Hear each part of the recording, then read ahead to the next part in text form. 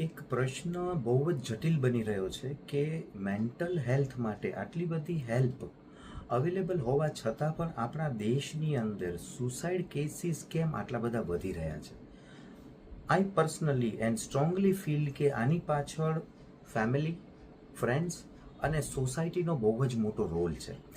જ્યારે પણ કોઈ વ્યક્તિ આવી મેન્ટલ ડિસ્ટ્રેસની કમ્પ્લેન કરે છે ને, ત્યારે મોટા ભાગે ફેમિલી, ફ્રેન્ડ્સ અને સોસાયટીના લોકો આજની તારીખે પણ એ બાબતને બહુ જ નોર્મલ ગણી લે છે કે આવું કંઈ હોય નહીં, આવી બધી બાબતો ઉપર ધ્યાન નહીં દેવાનું, આ બધું બહુ નોર્મલ છે વગેરે વગેરે શબ્દોનો પ્રયોગ થતો હોય છે. પરંતુ વાસ્તવિકતામાં આ શબ્દો જ સૌથી વધુ અયોગ્ય છે. ઇમોશનલ ડિઝીઝડ કન્ડિશન જે છે એ નોર્મલ નથી. It is a very urgent situation કે જેને એક પ્રોપર કેરની જરૂર છે, જેને એક પ્રોપર એટેન્શનની જરૂર હોય છે.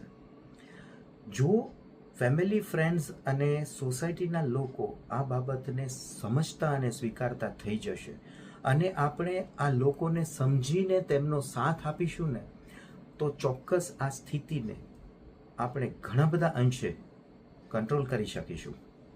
Think about it.